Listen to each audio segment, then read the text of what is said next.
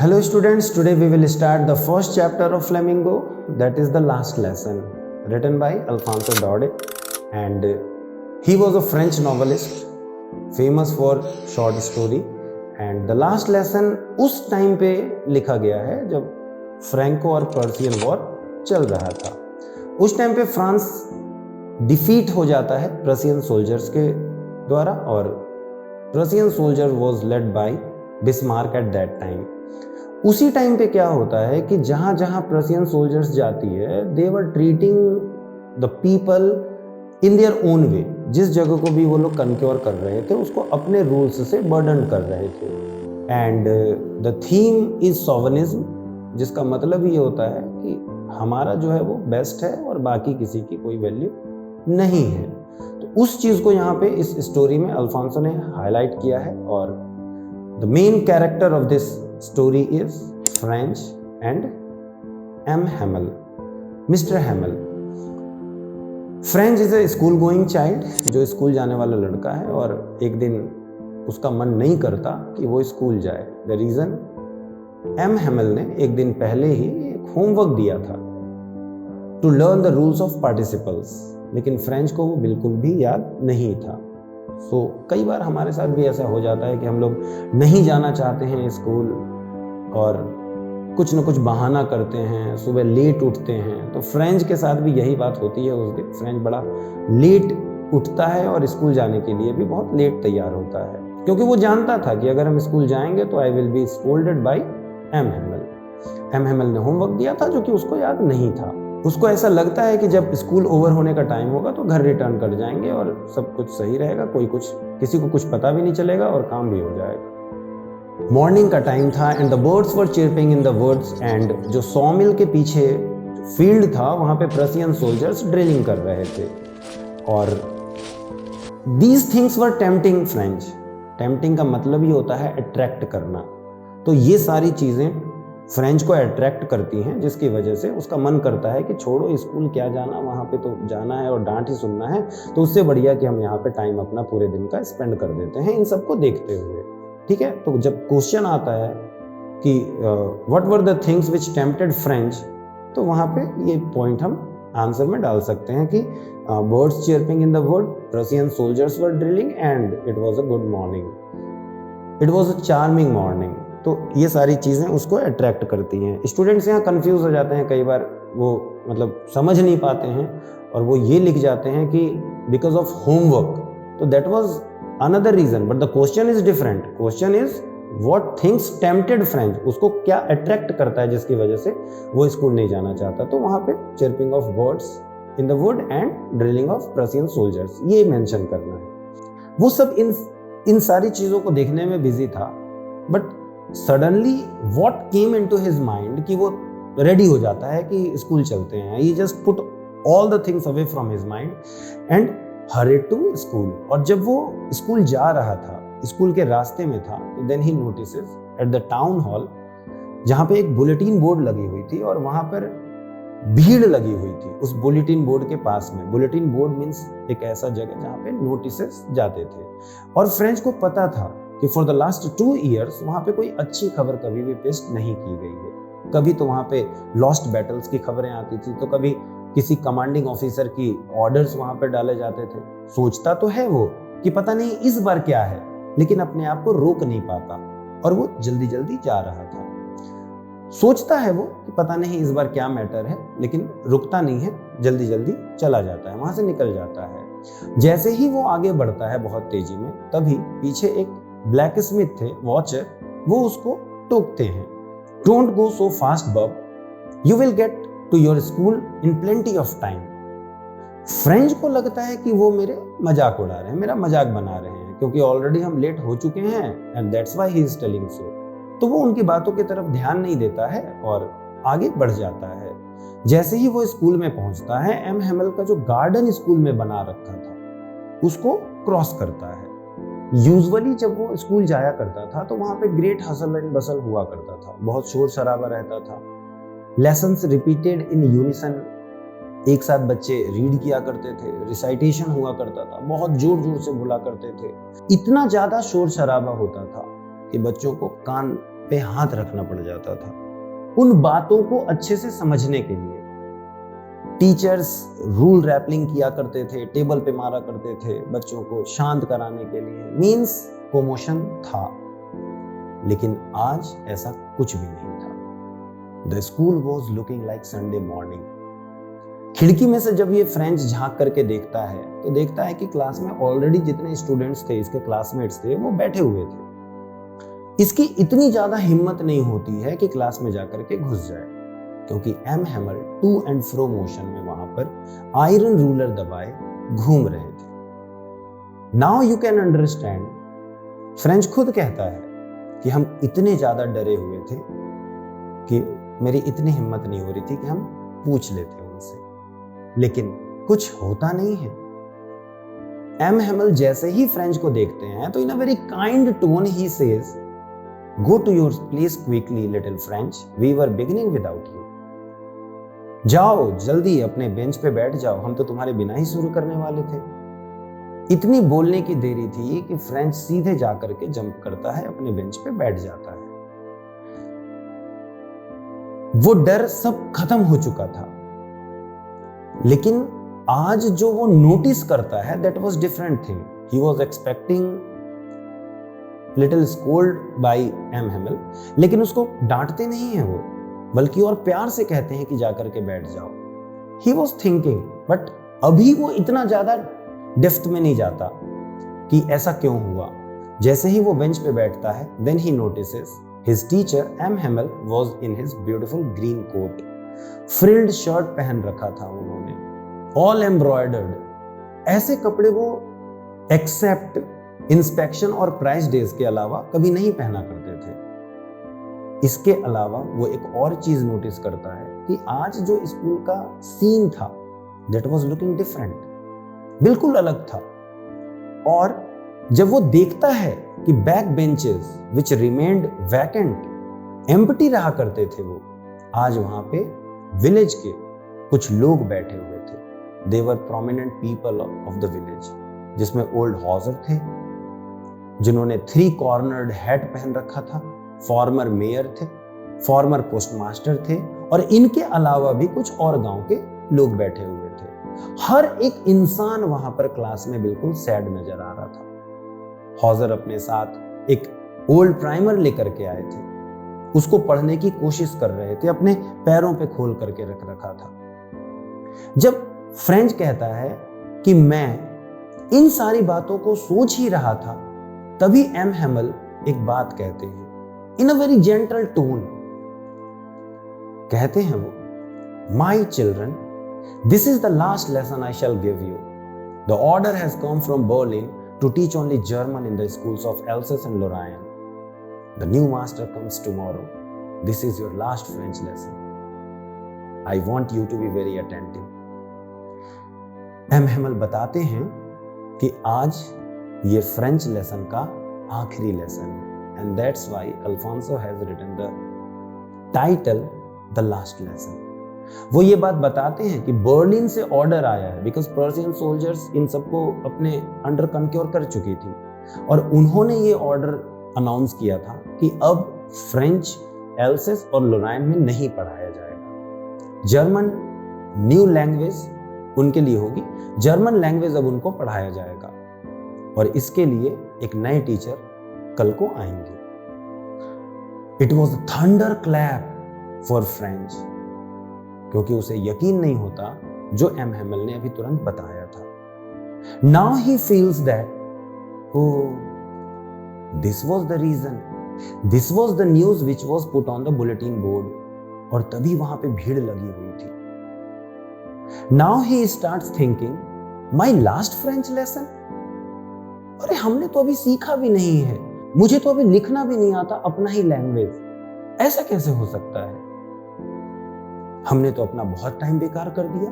जब हमारा मन करता था हम बर्ड्स के एग्स को लेने के लिए चले जाते थे वुड्स में। जब हमारा मन करता था सार, अ नेम ऑफ रिवर, वहां पर स्लाइडिंग करने के लिए चले जाया करते थे। जो बुक हम पढ़े नहीं, उसको सोच सोच करके मुझे ऐसा लग रहा था कि अब इसका हम क्या करेंगे। Now it was very heavy to carry. मेरी ग्रामर, उन्हें हम नहीं पढ़ पाएंगे। मेरी हिस्ट्री, हम अपने सेंट्स को नहीं पढ़ पाएंगे। ऐसा कैसे हो सकता है? और एम हेमल वो भी हमें छोड़ करके चले जाएंगे? क्या हम एम हेमल को अब कभी देख नहीं पाएंगे? ये सारी चीजें जब फ्रेंच सोचता है तो उसे लगता है कि अब तक तो हम बड़ा गलत सोचते थे एम हेमल के बारे में। ठीक है, वो क्रैंकी थे, लेकिन उनके जाने की बात सोचने के बाद फ्रेंच जो था सॉफ्ट हो जाता है। सब चीज उनके बारे में भूल जाता है कि how cranky he is, how his behaviour was, he used to beat students and this and that. वो सब भूल जाता है, कुछ भी नहीं सोचना चाहता है। सोचता है कि इससे स्पेशल डे और क्या हो सकता था एम हेमल की लाइफ में, and that's why he is in his beautiful green coat. और तभी वो संडे क्लोथ्स को पहन रखे हैं। अब फ्रेंच के वो बात समझ में आती है कि ये गांव छोड़ करके हमारा जा रहे हैं। ये इसलिए था ना क्योंकि उनको भी दुख था, क्योंकि वो जिस स्कूल में इतने लंबे समय से थे उसको छोड़ करके उनको जाना पड़ रहा था। और शायद इसलिए बैक बेंचेस भी आज भरे हुए थे। वो लोग भी यहां पर इसलिए आए थे just to thank for the selfless service of 40 years of M Hamel in the same school. इससे ज्यादा और क्या कर सकते थे? ये सारी बातें फ्रेंच सोच ही रहा था, तभी फ्रेंच को अपना नेम कॉल होता सुनाई पड़ता। And this was the turn to recite the rules of participles. वो सोचता है कि हम एक बार में ही सारी चीजें बता देंगे, लेकिन वो खड़ा होता है and he got mixed up with the first word. वो कुछ बोल नहीं पाता। इतनी हिम्मत नहीं हो रही थी कि आई कांटेक्ट बना लेता एम हेमल के साथ। उसे डर लग रहा था, लेकिन तभी एम हेमल अगेन सेज कि मैं तुम्हें डांटूंगा नहीं फ्रेंच, मुझे पता है तुम ऑलरेडी इतने ज्यादा दुखी लग रहे हो जो मैंने अभी अनाउंस किया उसको सुनने के बाद। देखो, हमारी आदत है ना कि we just put things for tomorrow. देखो क्या हुआ, हम लोग कहां आ गए हैं। एक ऐसे टाइम पे आकर के खड़े हैं जहां पे हम अपनी ही लैंग्वेज को नहीं पढ़ सकते। कहते थे ना हम लोग, I have plenty of time, लेकिन वो प्लेंटी ऑफ टाइम आज खत्म हो चुका है। अब हम अपनी लैंग्वेज को नहीं पढ़ पाएंगे। और अब तुम देखना, इससे निकल पाना कितना भारी काम होगा। और जो कल को लोग तुमसे मिलेंगे ना, वो कहेंगे कि कैसे फ्रेंचमैन हो तुम जो अपनी ही लैंग्वेज को नहीं जानता। लेकिन फ्रेंच, तुम्हारी स्थिति सबसे खराब नहीं है, हम सब दोषी हैं इसमें, क्योंकि तुम नहीं पढ़ पाए ना। तो उसके केवल अकेला कारण तुम नहीं हो, तुम्हारे पेरेंट्स भी हैं। Now Mr Hamel blames his parents also, कि वो लोग तुम्हें काम करने के लिए मिल में भेजा करते थे, फार्म में भेजा करते थे, ताकि तुम कुछ पैसे कमा सको, then it would help in the survival of the family. और मैं, एम हेमल खुद को भी ब्लेम करते हैं। एम हेमल खुद को भी ब्लेम करते हैं ये कहते हुए कि मेरा मन जब करता था, whenever I wanted to go for fishing, I announced holidays। क्या मैंने तुम्हें पानी डालने के लिए फूलों में नहीं भेजा था? अगर एम हेमल उस टाइम को यूज करते, तो वो खुद बताते हैं कि शायद उस टाइम को अगर पढ़ाई में यूज किया जाता तो शायद तुम्हें हम कुछ और पढ़ा पाते। और उसके बाद फिर एम हेमल आगे की बात बताने लग जाते हैं फ्रेंच लैंग्वेज के बारे में।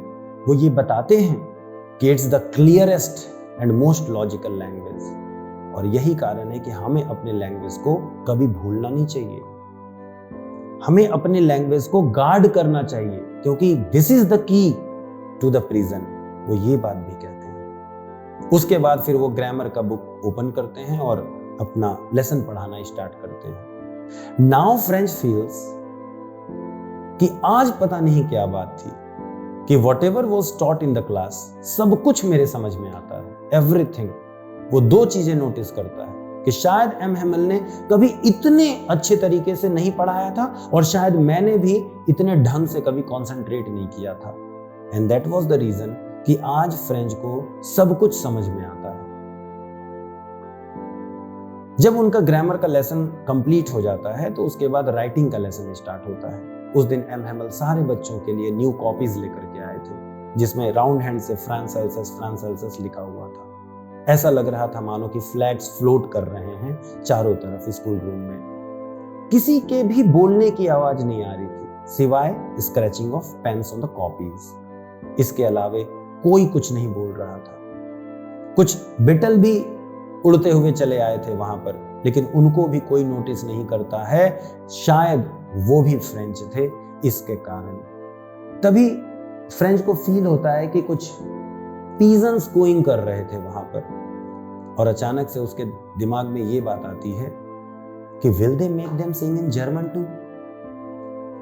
हमें तो चलो जबरदस्ती बर्डन कर दिया कि आपको जर्मन पढ़ना पड़ेगा, इन पीजन्स को भी जर्मन में कोइंग करवा सकेंगे?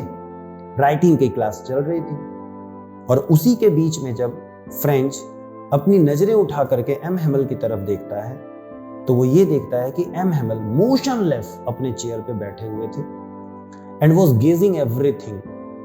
ऐसा लग रहा था मानो कि सारी चीजों को वो अपने दिमाग में बिठाना चाह रहे थे। एक स्कूल जहां पे उन्होंने 40 इयर्स बिताए थे, वेरी लॉन्ग टाइम। गार्डन बनाया था उन्होंने जहां पे उन्होंने वाइन्स लगाए थे, जहां पे उन्होंने वॉलनट ट्री लगाया था जो कि अब बहुत ऊंचा हो चुका था, विंडो से रूफ तक पहुंच चुका था। कितने दुख की बात थी कि जो इंसान इतने लंबे समय तक इतना कुछ किया था उस स्कूल के लिए, उसको एक पल में छोड़ना पड़ रहा था आज। कितना बुरा लग रहा था। तभी अचानक रूम के अंदर से आवाज आती है where M Hamel's sister was packing, क्योंकि अगले दिन उन्हें जाना था वो कंट्री छोड़ करके। लेकिन एम हेमल में इतनी करेज थी कि वो अपने लास्ट लेसन को आखिरी तक पढ़ा सकते थे। राइटिंग क्लास के बाद उन्होंने हिस्ट्री पढ़ाना स्टार्ट किया था and the baby started chanting their बा बेबी बो बू।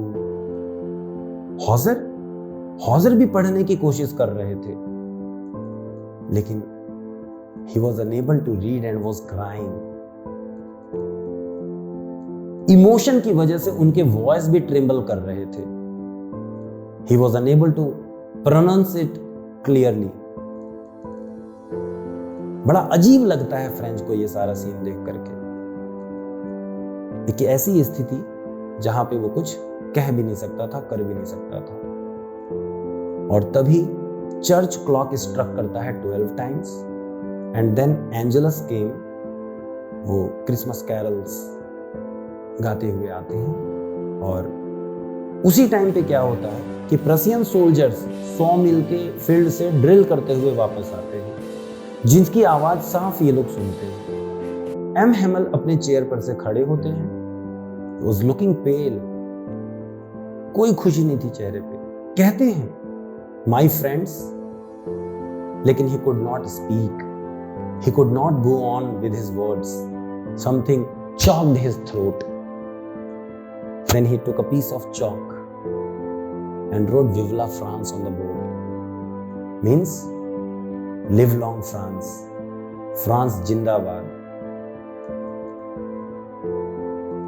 इससे कुछ ज्यादा करने की उनमें हिम्मत नहीं बची थी। He just waved his hand to say, the school is dismissed, you may go. Thank you. This is the story. So the conclusion of this chapter is, it reflects on the importance of one's language for any race and why it is crucial to safeguard it. M Hamel की इन बातों ने लोगों में patriotism जगा दिया था। जो लोग कभी स्कूल नहीं गए पढ़ने, वो भी वहां पे मौजूद थे, just to learn their language. So it is very important to safeguard one's language. Thank you.